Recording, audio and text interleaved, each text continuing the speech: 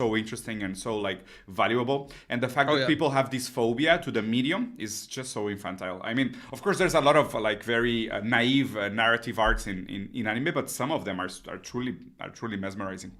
Well, Oh, absolutely. Right. I mean, anybody who fucking sits there in the 21st century and is like, animation can't be used for like any serious artistic purpose, just hasn't kept up with like the last like 40 years of exactly. developments. I mean, you just have to watch Grave of Fireflies once and that's it. Oh yeah, that movie is like the most serious interpretation of like Allied bombing that I've ever seen. It was devastating. It's insane, true. So Matt, we're already live. I mean, people are just connecting, but just to let you know, and let me check the platforms to see if the connection and the transmission is working fine.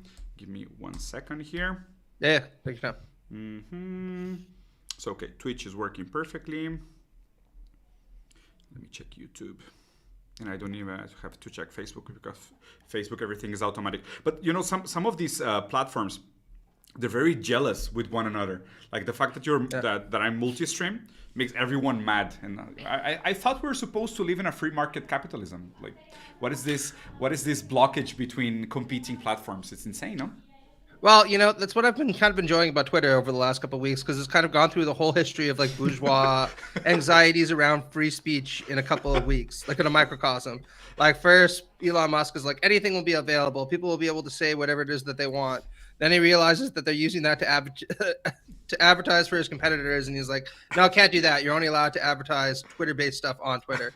Then there's a backlash to this, and the state intervenes, and he's like, we'll compromise somewhere in the middle. Like, it's insane. Beautiful. Yeah. So Matt, my friend, first of all, thank you so much for sharing our time, your time with us. Thank you so much for accepting the invitation. It's a real pleasure. We have been very close to having this conversation a couple of times, but due to scheduling conflicts, you were not in the Pill Pod, and then when I had the guys on my channel, you were not there as well. And to be honest with you, I've listened to the Pill Pod for a very, very long time. I really like some of your points of view. The way you joke, it's incredible. The way you break the monotony of the high level conversation in the Pill Pod is also super refreshing. Even if we don't completely see eye to eye in some political points of view, I think we share most of our notions about how society should function and evolve, and what should be our aims, even if we don't necessarily agree on the steps and the end result. I think we share more than we antagonize. Having said that, I think a lot of the people that will see you for the first time. So I wouldn't mind if you take a couple of minutes just to tell us a little bit about your background, about your specialization, the stuff you have been studying and researching, which I think is truly fascinating, and that will serve us as a segue to go into the conversation. So please, Matt, the floor is yours. Sure. Well, thanks a lot, man. I mean, I've been wanting to have this conversation for a long time too. It's really great to be here and to chat with you and the audience. But just very quickly, by way of background, around 2016, I was wrapping up my PhD in Toronto in Canada, and it was on voting rights and constitutionalism. Nothing really all that exciting, if I'm being honest with you. And then a little thing called Donald Trump stepped onto the world stage and completely fucked up everything that he possibly could as rapidly as conceivable. And this really made me pissed off, because I was actually with a lot of the Pill Pod guys the night the election happened. And, you know, we were doing the normal left thing of being like, well, Hillary's going to win. You know, we need to push back against neoliberal centrism and this way, that way. Yeah. And only one person, my buddy Dave, was like, Trump might actually win. And then when he did, Eric got super blackout drunk. I was depressed. We were all sitting there just smoking cigarette after cigarette. It was fucking catastrophic. But when I woke up, I really decided that what I needed to do was try to better understand the conservative tradition in order to try to push back against this more effectively. Because I realized that, like a lot of leftists, I just had never really paid all that much attention to it. You know, aside from reading the odd reactionary newspaper article every now and then and kind of chuckling inwardly to myself. So over the next couple of years, I really seriously read every conservative book I could get my hands on. And that's continued down to the present day, where I have a bunch of new things that are coming out about reactionary politics. The latest one actually just came out yesterday, Nietzsche and the Politics of Reaction, which is an essay collection edited by me. And then I have a new book that's coming out with Routledge in a couple months, The Political Right and Equality, Turning Back the Tide of Egalitarian Modernity.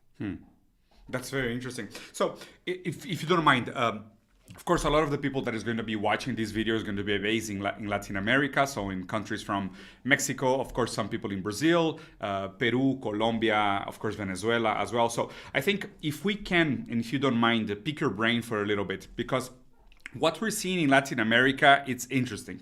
Like the way I see different countries in the region in different cycles of the reactionary politics and populism. It's super interesting to me, and I think it's perfect for us to use your expertise on the topic to try to dwell a little bit into the situation. So my current reading is that, in a way, Brazil just survived its own Bolsonaro, no, its own Trump. Well, they're very much interchangeable, no?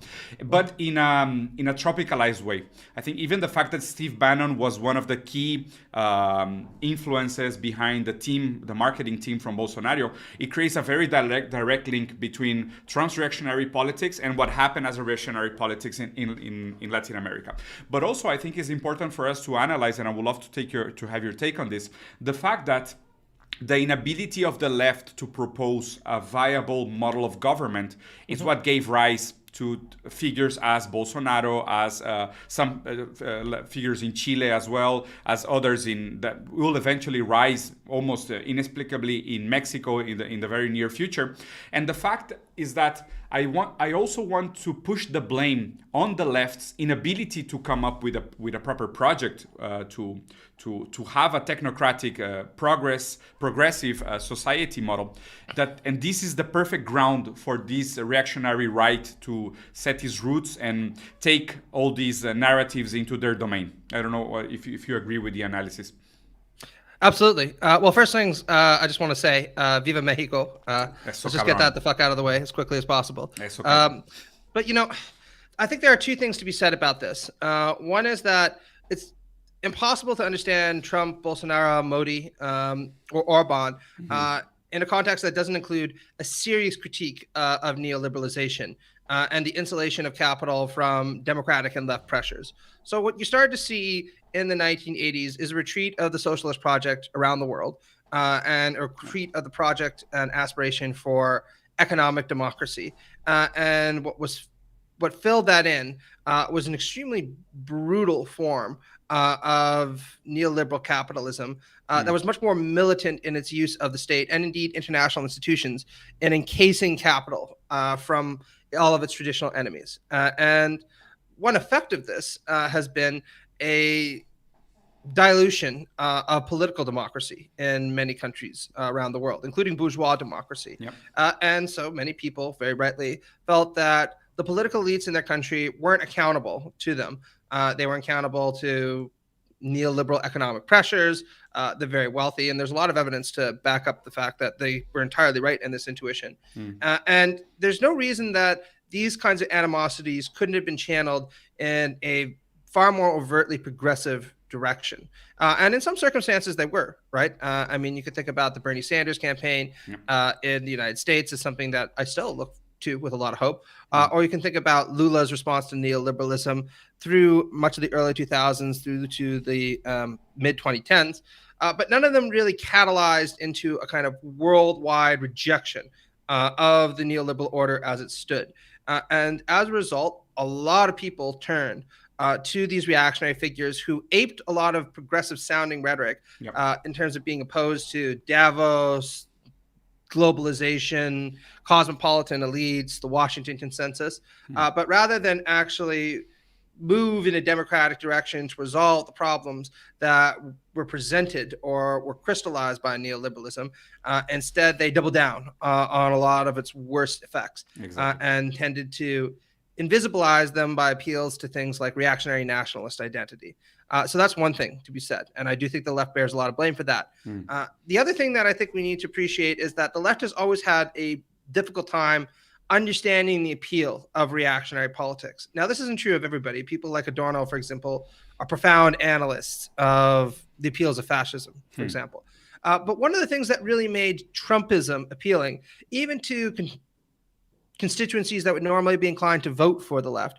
And I would argue that something similar happened with Bolsonaro in Brazil. If you think about the level of upperly mobile middle class individuals who nonetheless came from poor backgrounds who supported him, was that these reactionary positions allowed you all the appeal of being a victim, Right. with the added bonus of also thinking of yourself as a more rarefied, elevated kind of individual. Because the way that the reactionary politics orients itself is by saying that you're being victimized precisely because you belong to an esteemed elite, and that status has been taken away from you. And what we're going to do is restore you to the position that is so rightfully yours. Right. And that will allow you to enjoy subordinating or looking down upon all the other people who rightly deserve to be kissing your ass. And that's a very appealing emotional stew. This yearning to be a victim and at the same time a superior. And that's not something the left has ever really been able to offer people, because we recognize that it's a very noxious pathology that people shouldn't give into. And also because our aspiration is, of course, for genuine equality, democracy, and fraternity. So in that sense, I don't know if you agree with this, but, and I don't want to flirt too naively with the notion of fascism, but in a way, fascism tries to divert the attention from the structural problems of the economy leading to the suffering of the masses, and tries to find a scapegoat. And normally a racial scapegoat that they can take all the blame and just direct that negative intention and say there's an easy solution for our problems, which are not structural. We don't recognize the structural problems of capital. We just blame it on a specific race, on an intruder, somebody that came and changed the status quo of our civilization. And as soon as we get rid of them, everything was going to be back to the awesome normalness. Completely ignoring structural problems and material conditions that are actually the root of the problem and the suffering of the people. But now we are seeing, like, of course, there's micro-fascism and a lot of fascist hints in the reactionary movement, especially in Latin America. And my concern is that at the moment, of course, the rhetoric has been downgraded to the level of meme, but they're finding the scapegoats in this notion that every time a left-wing movement wins in Latin America, they say, we're going to become Venezuela. Immediately, and it's like okay, like as soon as Lula takes the presidency, we're 1 week away from becoming Venezuela. Like beaches are going to become awesome, and we're going to have an archipelago of beautiful islands and delicious arepas and food, and we're going to become Venezuela immediately, like as an art of magic. But I find this strangely and scaringly similar to the logic of fascism, of finding these individual scapegoats. Does it make sense? Oh, absolutely. I mean, the exact same thing happened in Mexico when I was living there, because AMLO was elected, and almost every right-wing student that I had came to class being like, we're going to be Venezuela before the week is out, right? Yeah. He's going to drive the country into the ground. And of course, that's not what's happened. And everyone and nobody outside the far right expected it to. But the rhetoric can be really appealing, as you bring up, in a lot of different contexts. So in terms of how it is that we should interpret fascism, including fascism in the 21st century, I think that there are a lot of things that it offers people as a substitute to those kind of structural reforms that you were talking about. And one of them is that the left, because it's committed to materialism, has always had to engage in a project of desublimation, to say that these kinds of grand enterprises that you think you might be participating in, a lot of them are actually just various forms of fetishism. There are various forms of reification. And what we really need to do is focus on the much more practical task of trying to improve the world around us, which is going to mean building things like better roads, building things like better communities, integrating people who have not typically had a voice in society into our democratic conversations, things like that, right? And this is all very appealing and would actually make our world a better place. But fascism offers something different. It offers a vision of participating in this sublime palingenetic ultranation, and a project of national renewal that's in fact supposed to transcend the material world in certain very important ways.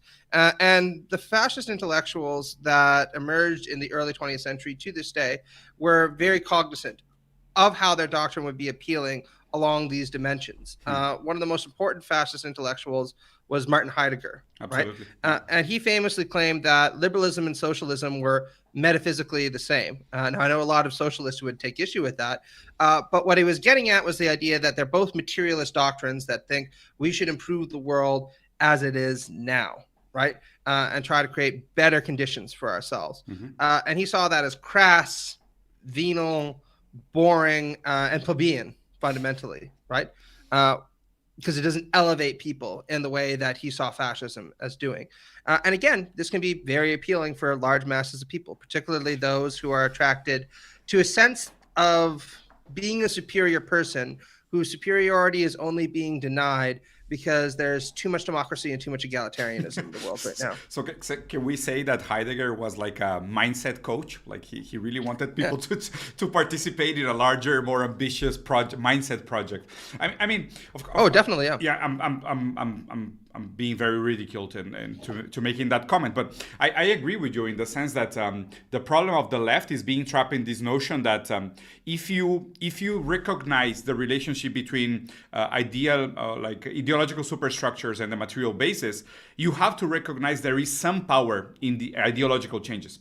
Oh, yeah. And recognizing and giving that ground to recognizing some power to ideological changes gives a lot of entrance to liberalism and gives a lot of grounding for liberalism to actually take hold of the left. And again, those changes are much easier in the sense that they're more superficial. I don't know if you're familiar with my position on this. I think I consider myself more of a neo-Spinozist, like hard determinism. I really think like the material condition just produces the ideological superstructure, but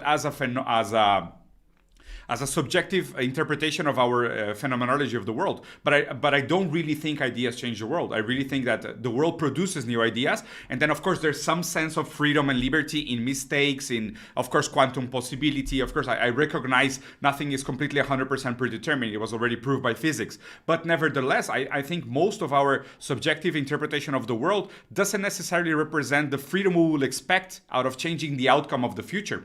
So I think we overemphasize our freedom as the tool for creating change, and we under-scrutinize and we understand the material causes that actually condition us to even understand liberty in the first place.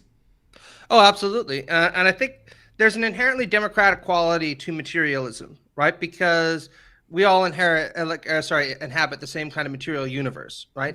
And we're impacted by it in very similar ways, right? If it's a shitty day and it's raining on me, and you happen to be walking next to me, then it's probably raining on you as well, right? Right. And that's something that can bring us together. And it's also something where we might be able to cooperate to try to come up with a shared solution to it. Idealism, on the other hand, while it certainly can have progressive connotations, tends to insist that people need to turn inwards to themselves, right, and to reflect upon their private natures. And this, of course, can very easily lead to a narcissistic sense of removal from the world. Yeah. And this narcissistic sense of removal can also very easily turn into a pronounced sense of superiority over others, which is something that fascism has always aped as well, right? Yeah. Think about people, again, like Heidegger or Vola, who talk about grand personalities or authentic personalities who have a kind of depth and seriousness to them that's only intuitable to those individuals, of course, because they're aware of their spiritual superiority to others. And they look upon the world and they see the mass of human beings who are concerned with shared material interests, and they say, what a crass thing to be worried about, right? Yeah. And that's why I don't want to say every materialism is necessarily progressive, because I think you can have things like Nietzschean materialism that aren't progressive at all. But materialism generally leans in an egalitarian direction. I agree. And I think like most of the problems from Latin American left is that they have been over idealistic, in the sense that, I think most of identity politics it shouldn't be discussed in materialism, like in the sense that, there's a material condition that preconditions your ability to have a subjectivity. Your subjectivity is a consequence of your relationship with the material world that antecedes you, that precedes you in a way. So having this notion that my subjectivity has to be changed and adapted, it will transform the world after me. It's so egoistic, like so narcissistic, so self-centered, and so full of itself. It's a little bit crazy. But I wanted to... Yeah, absolutely. Just to give you a good quote on that front, a lot of people have talked about the association between things like Ayn Rand and fascism, even though she presented herself as an individualist and was critical of fascist collectivism. But one of the most infamous quotes she gave that could very easily have been uttered by somebody like Mussolini, as she said, "When I die, the world disappears with me." Right? It doesn't get much more fucking egotistical than that, right? Because it implies that before you were here, there was nothing. There was no human history. There's no one who contributed anything. There's nobody who built the world upon which you depend. And after you're gone, who the fuck cares, right? There's no one that you need to be concerned with afterwards. There's nothing that you need to be concerned about in your own life because it will impact people after you're gone. All of that is a matter for lesser beings to be concerned with. So my question here, and I think you guys scratched this conversation barely one in the pill pod. When you were having the discussion about what comes first, the individual or the collective, and I think I remember you had this metaphysical conversation, which for me has always been very interesting. What is your notion of where does the subject comes from a liberal point of view? Well, that's a complicated question because it really depends upon what flavor of liberalism you're talking about. In the classical liberal tradition that I'm very critical of, what you find is a notion of what C.B. Macpherson calls possessive individualism, right? This notion that we come into the world as free and equal individuals, but we do not possess comparable levels of talent or drive. And consequently, it's precisely because we come into the world as free and equal individuals that whatever hierarchical disparities that emerge as we labor are legitimate in a way that the old feudal aristocracy weren't legitimate. As if there was no past. Yeah. Exactly, right? And you still see people like George Will, for example, refer to this kind of possessive individualist notion of liberal hierarchicalization, where they say we all start from the same starting line. We deserve where we are.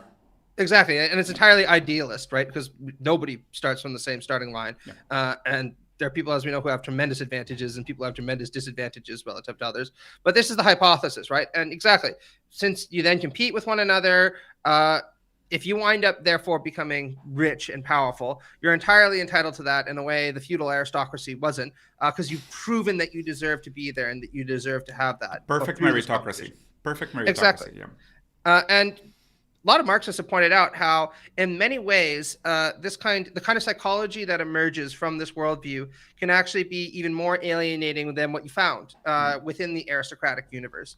Because at least in a feudal aristocracy, there was this sense of noblesse obligée that the aristocrats were supposed to feel towards the poor.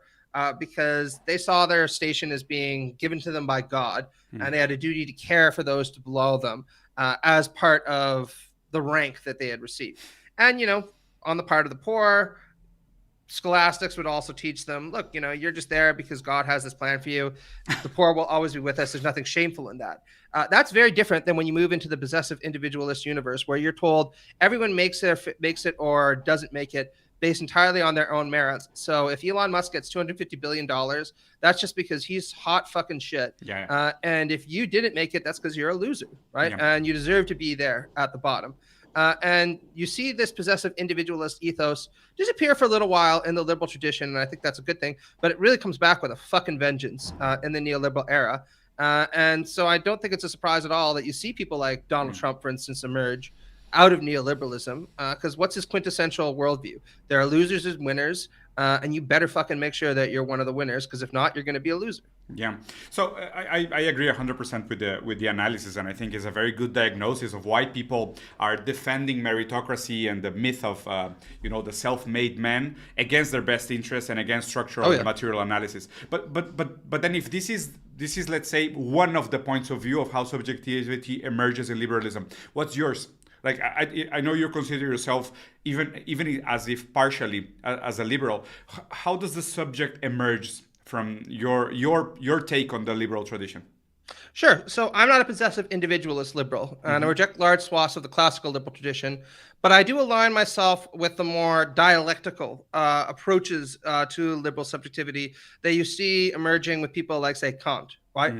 Where the notion of being an individual is that you take a certain level of self-conscious remove from the fetishized world outside of you, and you recognize that any kind of sublime qualities or moral judgments you make about it come from human cognition, and they're not latent within material reality itself. right? And the reason I think this is important is because when we desublimate the world this way, we recognize that the natural order of things is open to material transformation and change through the exercise of human will. And more importantly, we also recognize that human societies are neither natural or mythological entities. They're also creations of human will, and they can be changed by human effort. And this leads very quickly to the Marxist thesis, of course, that the point of philosophy and the point of critical thinking isn't just to understand the world, but to change it, and to change it for the better, right? So in this respect, I think there is a genealogical link between a certain kind of liberalism that you see embodied by people like Kant and Hegel, and Marxism. And that's the type that I align myself with at a theoretical level. So, at a more political level, I'm also with Irving Howe and Harrington and a bunch of others in saying that, look, there are a lot of good things that bourgeois society has given us, particularly things like rights to assembly, marginal rights to political participation. And I think we can do a lot better, but it's still an achievement. Rights to religious freedom, all the kind of standard liberties, with the exception of the liberty of private property. And these are things that we would want to retain in a transition to socialism. And I don't think there's anything undialectical about that.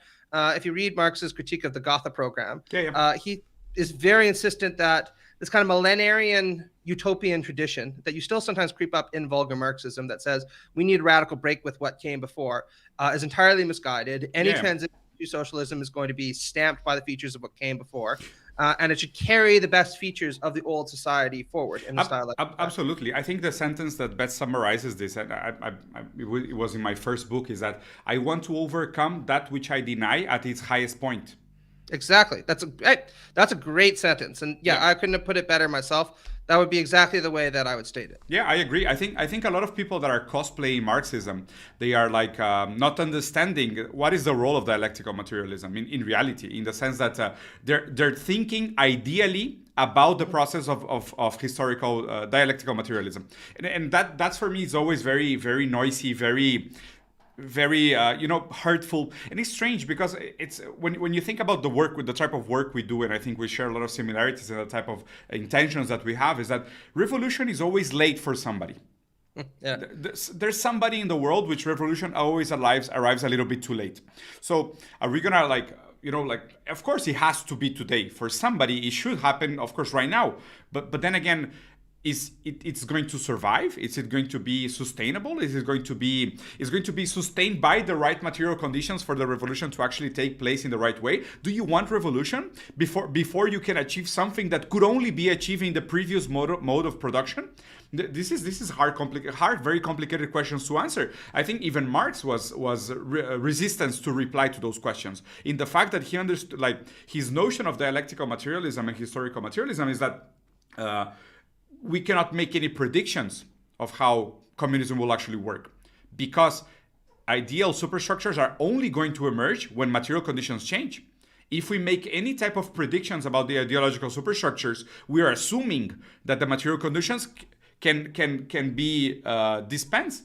If you can produce the ideal superstructure as a prediction, it means you don't need a material basis as a place from where the emergence of these ideological superstructures are going to emerge. So I think a lot of Marxists, they commit that type of sin of getting ahead of themselves and proposing before the material conditions actually change.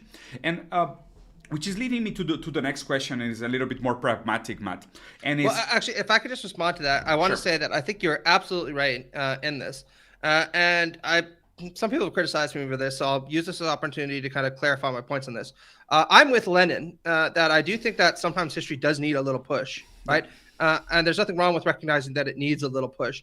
And quite frankly, I'm very critical of liberal theorists who deny the importance of revolutionary agitation, given that the bourgeois world itself is the creation of a sequence of revolutionary agitations against the feudal order. Like the Communist Manifesto was not written about a communist revolution. It was written about the bourgeois revolutions of 1848, many of which were unsuccessful, but a few of which were successful. You wouldn't have all the good things of liberalism. Sorry, my cat wants to which were praised by Marx, by the way. Exactly, right? Without these kind of transformations. Sorry. There you go. Mr. Fuzzy Boots is invading our interview. Exactly. But just there's a difference between accepting this pragmatic need for revolutionary agitation and fetishizing revolution and radicalism as an end in and of itself, because I agree. our end is not revolution or radicalism. Our end is progress. Socialism, right? Yeah, progress, right? And revolution is a means to that end. And fetishizing revolution and radicalism for their own sake, not only I think is pragmatically inefficient, obtuse, it can also be dangerous if you think about the appeals of something like Sorelianism, right? And the fetishization of violence as an edifying activity for its own sake. That can very quickly lead to fascism, right? And there's a reason why many socialists transitioned away from socialism and democracy towards fascism by essentially taking this fetish of violence and transforming it into the end in and of itself. Super interesting. So a very pragmatic question, and this is one I get a lot from the people that engage with me on social media, and is how do you, let's say, deprogram or engage with people that have been radicalized by the right-wing ideology? Well, I want to say first off that people don't need to feel that they fucking have to. Like, as somebody who does a lot of this for a living, I can tell you that oftentimes it's pretty goddamn unpleasant. Like, there's only so many people with fucking frog icons with Pepe, messaging you being like, fuck you, asshole, you know what I mean, go die, before you just kind of shake your head, you're like, yeah, all right, I mean, it got to the point, I'm not lying to you, where I could even start to be disappointed if people would send me angry emails and I didn't feel like their heart was really in it. Like I got fucking angry emails from people who would be like, you're a fucking Bene Gesserit witch, I've looked over everything that you've done, and if you say on this point here, you're a fucking idiot, you fucking tired, all that kind of stuff. And I'd be like, wow, you put real care into this. You know what I mean? Like, you've read all my stuff. You've clearly been stalking me for a few days. Like, there was effort. Other people would just like write to me being like, eat a dick, fag. And I'm like, you didn't even try. Yeah, like, man, that was half-assing it. Yeah, you could do better. Yeah. Like, if you're going to hate me, then hate me properly. But so, I'm not saying that anybody has to do it, because you're going to put up with that. And it's a tedious kind of activity.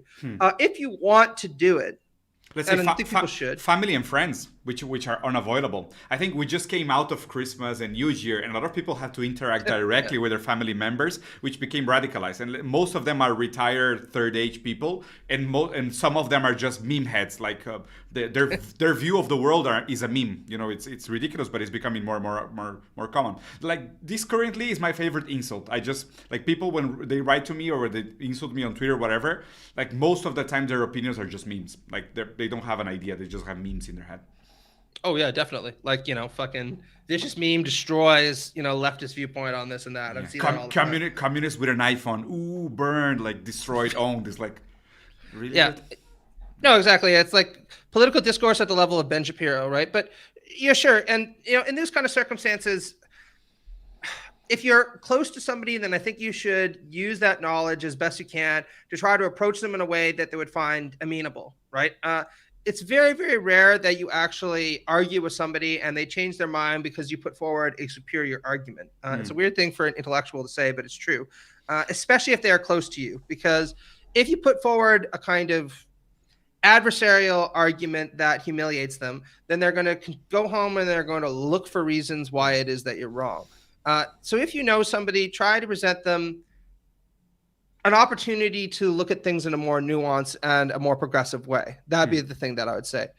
In terms of people that you don't know how it is that you can change your mind, the way that I've done it has just been to try to take conservative books seriously but critically. Right. Read through them, try to understand them, sometimes better than they do. Than they do, because a lot of conservatives don't actually read a lot of conservative literature. Most of them, I will say. Yeah, exactly. And sit there and be like, look, this is just what's wrong with this. And you would be surprised at how receptive people are to that, because kind of like what I was saying earlier, if you do actually read these books seriously and people are aware that you've read them seriously and you point out the mistakes, those who are not close to you might sit there and say, well, maybe he has a point or two, or maybe she has a point or two. And this isn't all that, right? But again, by no means think everyone should do that, and it's going to mean that you're going to have to read an awful lot of crappy reactionary books. So it's insane. I had a couple of years when I was really fixated in economy, but I had to read Mises, Rothbard, Hayek. Oh my fucking god, it's insane. But like you said, you have to, because otherwise it's always like, this was refuted by Mises in like Wealth of whatever, and you're like, why? Really? And then you go and you read the books. It's like, oh my god, nobody read this. Like, nobody really read this. They just saw the memes. They just literally saw the memes and the quotes, and they took them out of context and they used them as arguments. But the issue is then again, what is the value of theory in this pragmatical political arena? Because 99% of the people are having this conversation based on a couple of quotes, some very, very funny memes, and that's it. Like, I think, but do you think it's like a ladder in the sense of like a diarrhea ladder, where you have like these really organic intellectuals that actually believe Mises and they believe Hayek and they believe Rothbard, and then they're pushing this anarcho-capitalist and this more like, those are really niche. Let's be honest. Those are really niche ideologies, but they're pushing these ideologies, of course, funded by think tanks like Atlas Foundation and Heritage Foundation and Liberty Foundation. They have this insane amount of money, and they're creating these huge internet superstars promoting hegemonical point of view that justify meritocracy. And then most of the people are just taking the punchlines, the memes, and then they're using that as arguments to operate on a day-to-day basis. So it doesn't really matter if the theory is crap. What matters is that the memes they're awesome. Oh, absolutely. I mean, this is one of the things that I would actually argue the right simply is better at the left than. Now, one of the reasons it's better at the left at this is because they are very well funded in a way that we aren't, right? I mean, you can set up any crappy right-wing think tank in the United States and receive millions of dollars immediately from obscure donors, right? The Koch brothers, Peter Thiel, you name it, right? I mean, look at fucking Curtis Yarvin. I'm doing an op-ed on him right now. Curtis Yarvin receives tons of money from Peter Thiel for writing a blog. You know what I mean? It's crazy, man. Yeah, but I mean, the thing is, having access to those kind of resources means that they're able to form essentially a pyramid of intellectuals, right? Where you have the guys at the top, and the right does have some genuinely very smart intellectuals at its beck and call. I don't want there to be any kind of doubt about that. These are people you really need to confront and understand. But what ends up happening is then there's a further layer beneath that, where these are people who will read the serious intellectuals and present their ideas to a mass audience in a way that's a little bit more digestible. And then there's a further layer below that of meme creators, content creators, interviewers, the Dave Rubin types of the world, and they'll further distribute an even more diluted version of those ideas downwards. And that's a way of achieving a kind of hegemony, right? Because you have these people who create the ideas at the top, they're disseminated downwards, and by the time it gets to, Joe Shispak on the Klan, he might have no idea where this idea came from, but he does know that it sounds interesting and that it's appealing to him, right? We on the left, I think in part, there are a lot of reasons for this, but I'm just going to float one, especially in North America.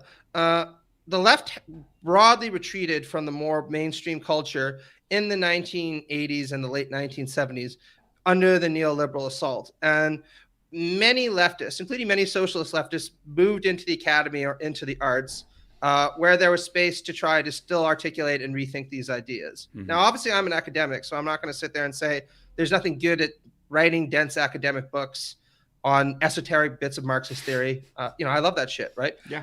But the problem is that in an academic setting, there are different things that are valued than trying to achieve hegemony in a political dispute.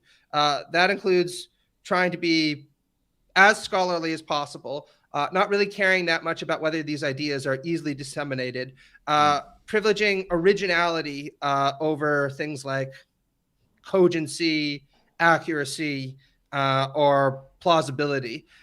And also this kind of competitive ethos where leftist intellectuals often won't get along with one another because each of them is trying to be the biggest and most culturally significant fish in a very small pond, right? And none of that is healthy in the long run. What we really need to do is create something that's a little bit more like the pyramid, right? Where you have the David Harveys of the world, and I think David Harvey is very good at this, who will write dense books on Marxist theory that the average person working 60 hours a week probably won't be able to go through. But they're accessible enough that you can then have other intellectuals who explain the ideas, articulate them, and transmit them to a mass public, right? And that's a very important part of the process that we've only started to get good at again. But I think there's a lot more that could be done on that front frequently. Yeah. And I mean, I've tried to do that myself through outlets like Jacobin and others. I'm reading this right now. I don't know if you read it. I can't see. It's called The Dawn of Everything, A New History of Humanity by David Grober. Oh, I have heard of that. No, I haven't read it. Is it any good? Yeah, it's pretty good, man. Like I like this notion of going back and looking at political rehearsals of the past from a different angle. Like I agree in the sense that most of our notion of history is very modern. It's a pity, but modernism and rationalism, and I think the Enlightenment, it gave us a sense of superiority that then we painted with the same brush and the same color the history of all our past and all our potential future. And we're still trapped into this paradigm pretty much. Like even if we got over postmodernism, criticizing all the mistakes and lacks of modernism, our mindset is still mostly modern. Like we still think we are rational. We still think we're free. We still think science is in a league of itself. Like and from quoting Bruno Latour, we were never really modern, but we still think we are. And this is for me is a very hard problem to overcome. And having this rat race of academia, in a way, still for me is a stigma of not overcoming the fact that we were really not modern. Oh, absolutely, right. And this is the kind of thing, I think that looking at earlier periods of history really awakens you to the importance of the materialist thesis, right? I mean, anybody who sits there and says ideas make the world in a more than metaphysical sense, which is Jordan Peterson's quote from Maps of Meaning, really should go back and talk about the first person who was able to talk to the first person. Yeah, that's from Maps of Meaning. I did, yeah. Should talk to the first person who was able to control and manage fire, which apparently added an exponential amount of human intelligence and allowed us to live an additional 20 years, right? And this was probably just some guy who realized, lightning strikes, I can go put a bush in here, go and control it there. It was a very material, social kind of activity, but it was transformative for human history, right?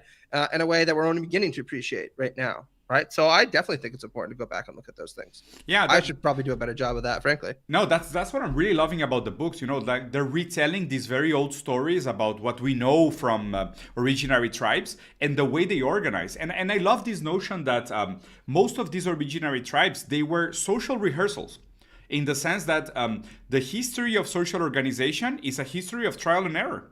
And it's insane. And this notion of trial and error, of course, you can romanticize the fact that we came in contact with fire, but a lot of people got killed before we actually tamed it. Like this notion of like material events that happen into the world, given the fact that spontaneous actions can occur and produce the new, even if the new is just a product of mistake or randomization, if you want.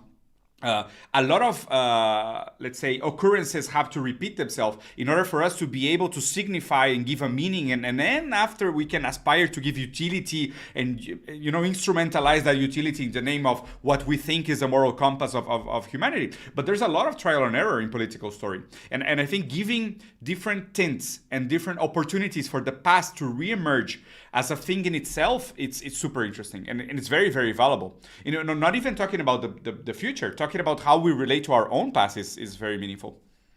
Oh, absolutely. Right. I mean, I think having a sense of historicity even can have a kind of democratizing effect on your way of looking at the world, because you become very cognizant of everything that you owe to the people of the past, sometimes going back hundreds of thousands of years. If you think back to, again, how important it is that people mastered fire and then passed it on to us, like this kind of Promethean quality to it.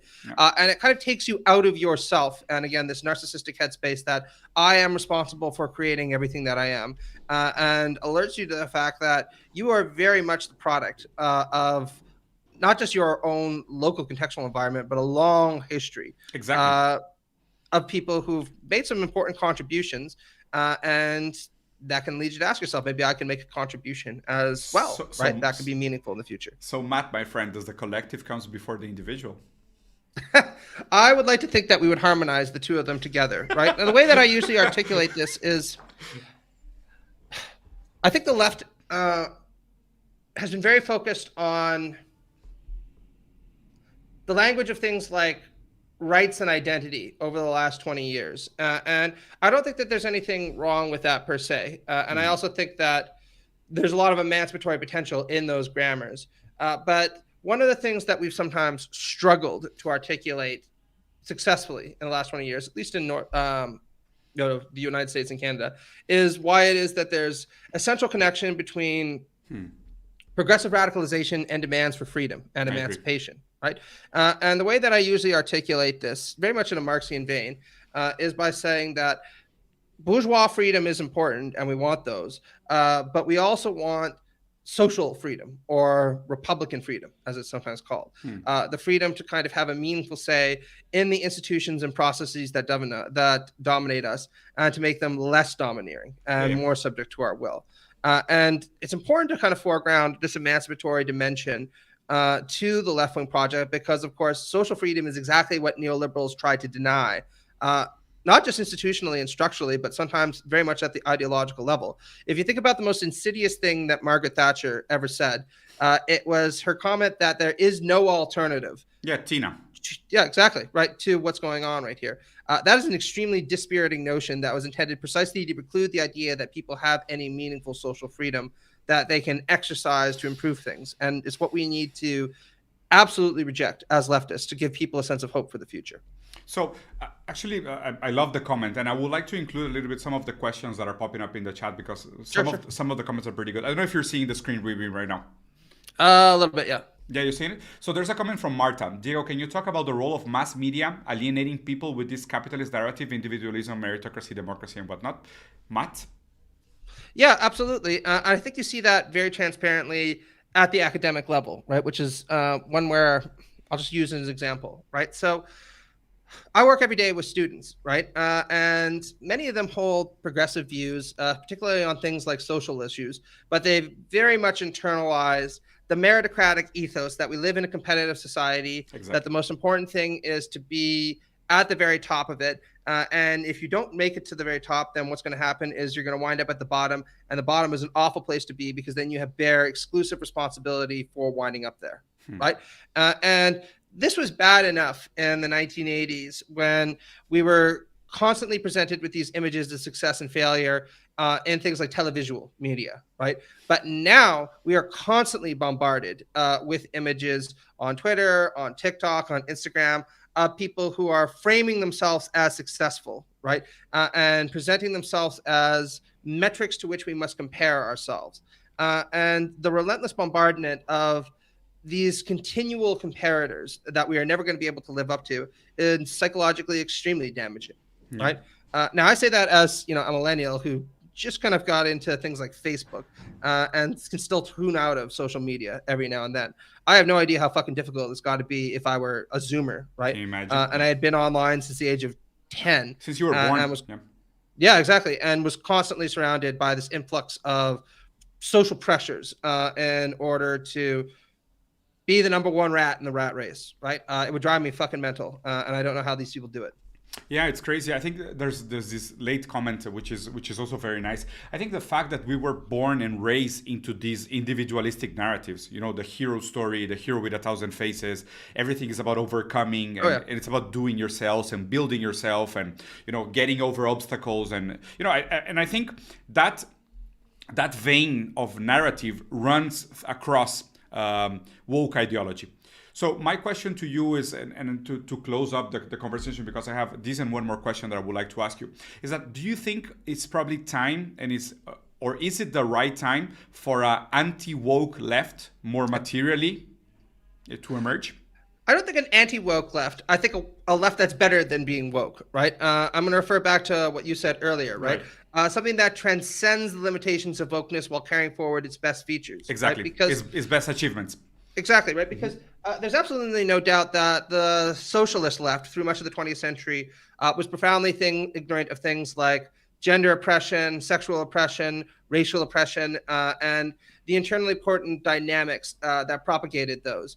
And we were rightly criticized for being insufficiently attentive to them, both politically and rhetorically. And I think it's important to incorporate that into a broader narrative of socialist emancipation from domination and various forms of tyrannical social necessity, right? Now, saying that, I think it's very clear that woke culture and identity politics is extremely appropriable by neoliberal capitalism, sometimes in extraordinarily noxious ways, right? I mean, I saw one of the Kardashians the other day setting up, or this was a couple of months ago, setting up a GoFundMe because she wanted to become the world's first self-made female billionaire.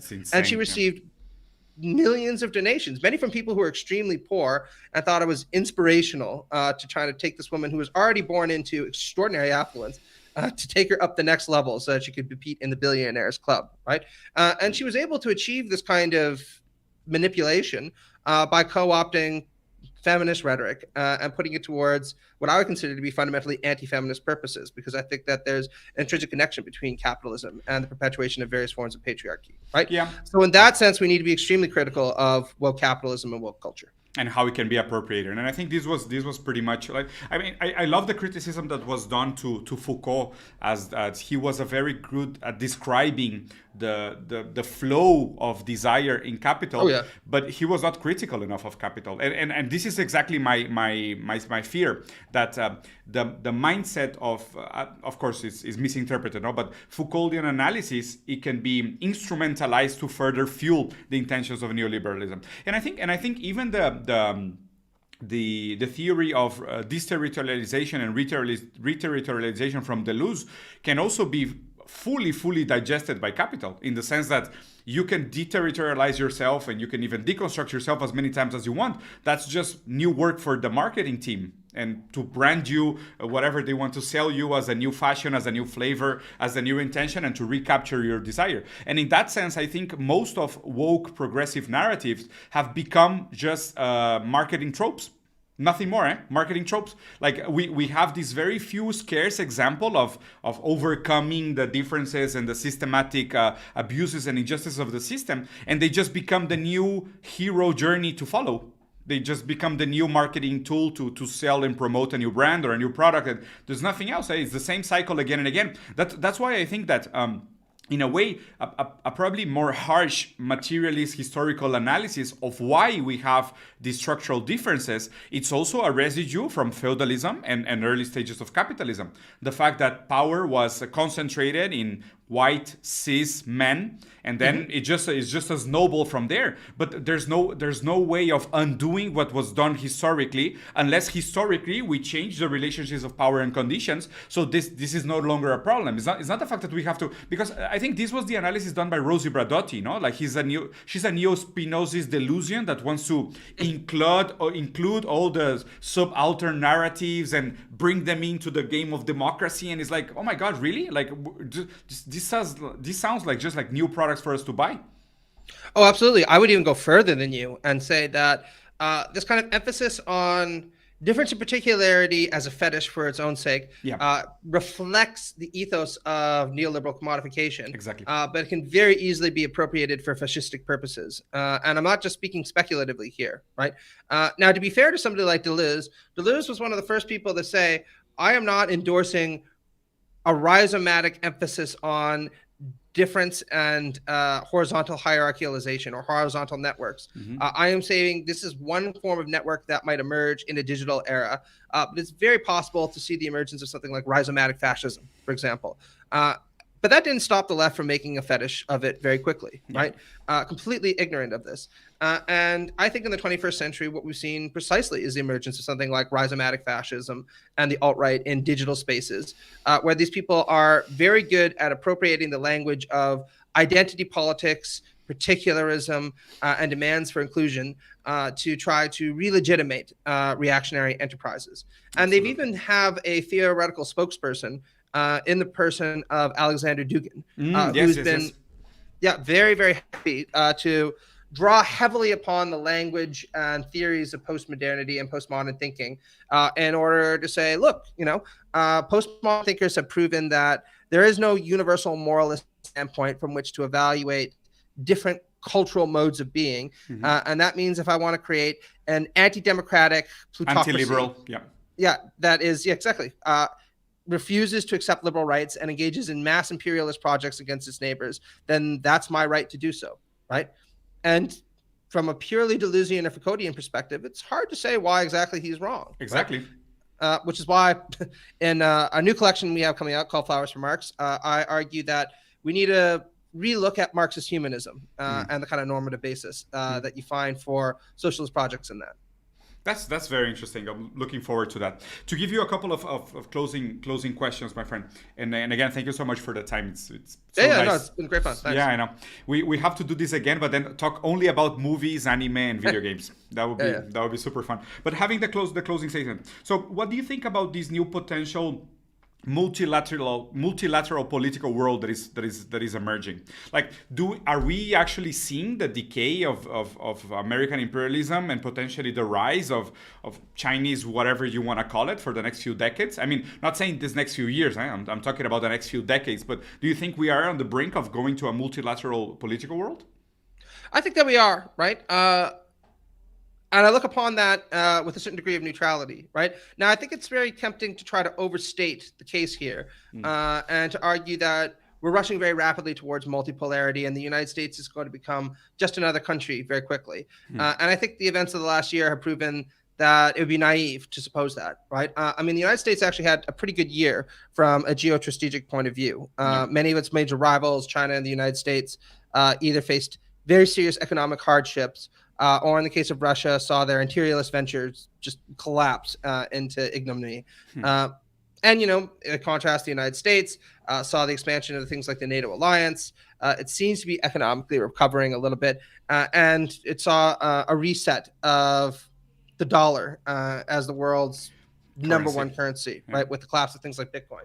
So don't write the United States off yet, right? But I do think that by 2050, we're going to see the emergence of genuinely a multipolar world with China and possibly India as players, not necessarily antagonistic, but certainly contrary poles to American power.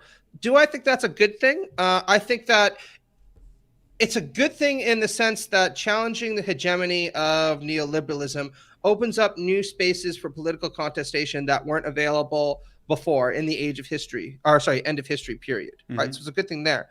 But it's not unambiguously a good thing. And we need to be dialectical about this because opening up new spaces for political contestation, of course, means that reactionaries and new forms of reactionary politics can emerge that can also demand geostrategic and geopolitical relevance in a way that they weren't able to do under the Washington Consensus, for example, right?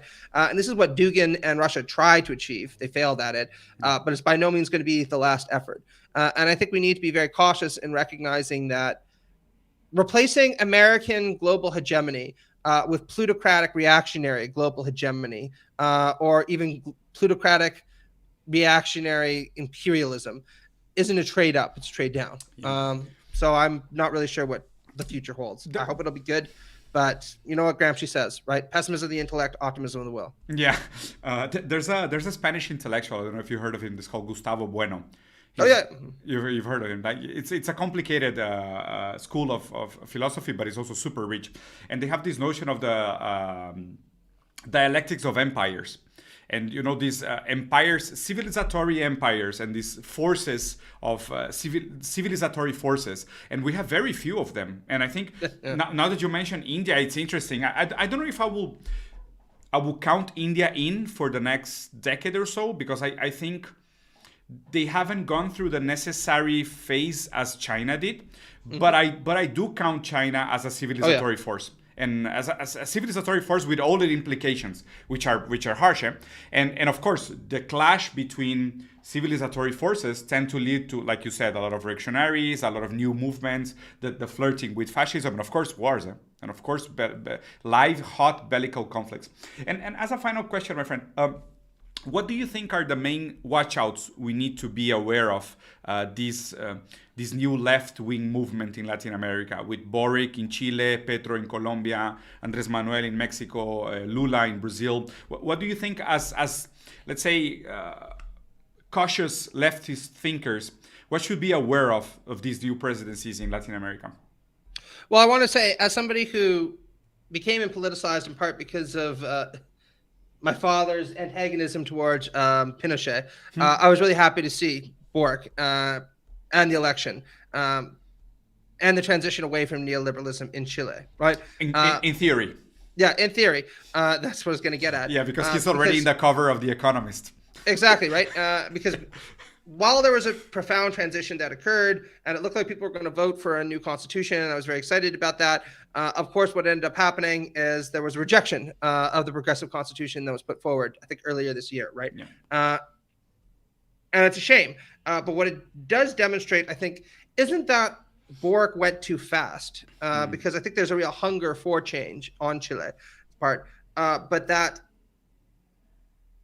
the kind of coalition that he attempted to assemble in order to advance a new progressive constitution was riven with certain fundamental instabilities and contrary sets of interests.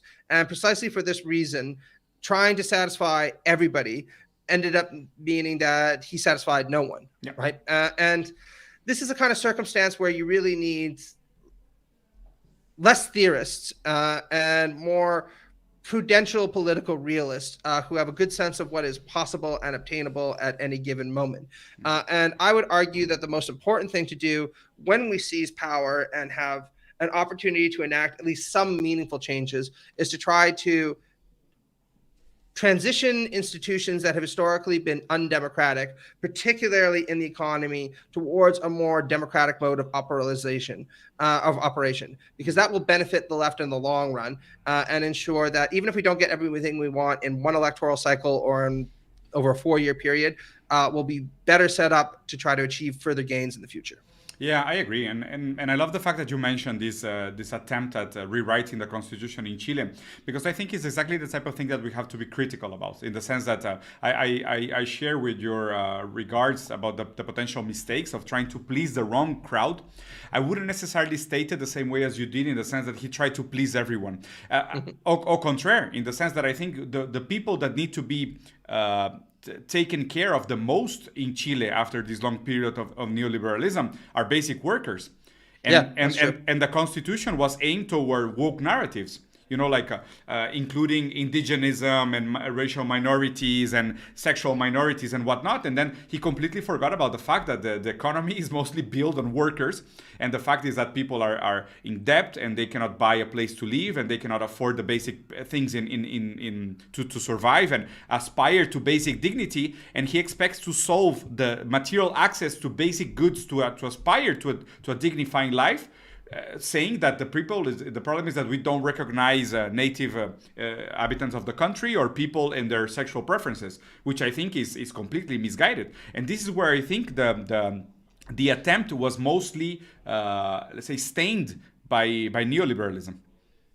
Well, I'll make one final comment and then maybe we can end there, because this is actually a good way of circling back. I think that many leftists in developed states who weren't there on the ground expected too much of Boric. And I agree. I think it's because there is this expectation on the part of a lot of leftists that once you seize power, that's the main thing. And once you have it, you're not going to lose it, and you can enact any kind of changes that you want. Many of us don't understand, of course, because we've been weaned on at least a teleological rhetoric about history, that it's very possible for things to go backwards as well as forwards, right? And what you saw in Chile was a concerted effort on the part of Chilean elites, particularly the extremely wealthy in big cities, to turn back the clock on the election and to try to make sure that any kind of changes that the party was elected to bring about weren't going to be as radical as they could be and weren't going to impact their interests. And they were very successful. Like, they spent hundreds of millions of dollars on counter-constitutionalism campaigns, right? And they got what they wanted. So it was good money well spent, because now it looks like there's a serious barrier on the way to reform. And you should never underestimate the capacity of elites to rally and rediscover their class interests when put under pressure. I completely agree. And you see, like, even if this is kind of funny, but we're here like fine-tuning our violins and like adjusting the strength of our chords and speaking about theory which is accessible to almost nobody in the current population, and we try to make it accessible and by making these free and on the internet and whatnot, and of course we got very good questions and very good comments, but we get people commenting like, oh my god, two leftists using the honey of capitalism to promote their agenda, and it's like, oh my god. It's like, where do we even start with these people? It's insane. But then again, I would say, George Soros needs to send us that big fact chat there. Yeah, I'm still expecting money. I'm still expecting, man, that money and that sponsorship from China. That would be great. I mean, if it comes anytime before the end of the month, it would be even better. But Daddy needs a PS5. No, I already got mine. I already finished. Bastard, I finished God of War Ragnarok. I'm a happy man. I'm waiting for Final Fantasy and Diablo 4 to come in June. I'm a happy guy. Fucking bastard. Well, yeah, it was great talking to you, buddy. We'll see you soon. Man. And thanks a lot. And I guess left is best. Yeah, and again, Matt, if people want to follow you on your work, I know you work with Jacobin as well. You're coming up with a new book. So tell us a little bit where we can see you, where we can follow you, and your upcoming projects. Sure, yeah. You can add me on Twitter if you're there. I'm at MattPaulProf. A lot of my stuff comes out for outlets like Jacobin. I have a new article coming out for Current Affairs soon. And yeah, if people want, they can pick up my new book that's coming out soon, The Political Right and Inequality, the Political Right and Equality, Turning Back the Tide of Egalitarian Modernity with Rutledge. Should be awesome. Good. Man, thank you so much for your time. If there's any final comment that you want to make, otherwise we can pick up next time with more easygoing subjects, but still have a politicization of aesthetics, but talking about video games and movies, if you agree. Absolutely. Let's fucking do it. That's awesome. So, guys, ahora sí, voy a cambiar un poquito español. Para toda la gente que estuvo acá, muchísimas gracias. Lo vieron en vivo, entonces no va a tener subtítulos. Pero después, ya que está el video en canal de YouTube, se pueden ir a configuraciones, en settings, y les genera automáticamente los subtítulos en español. Entonces, qué lástima que les estoy diciendo hasta el final. Asegúrense de seguir al buen Matt en todas sus redes sociales. Voy a dejar aquí en la descripción del video sus plataformas para que lo puedan ver y seguir. Es un gran tipo, tiene grandes ideas. Definitivamente vale la pena escucharlo y leer lo que escribe. Y nada, espero aquí sus comentarios. ¿Qué les pareció? Porque tengo un par de entrevistas más interesantes planeadas para muy pronto. Capital Humano, los quiero mucho, son altamente desechables, pero igualmente son hermosos.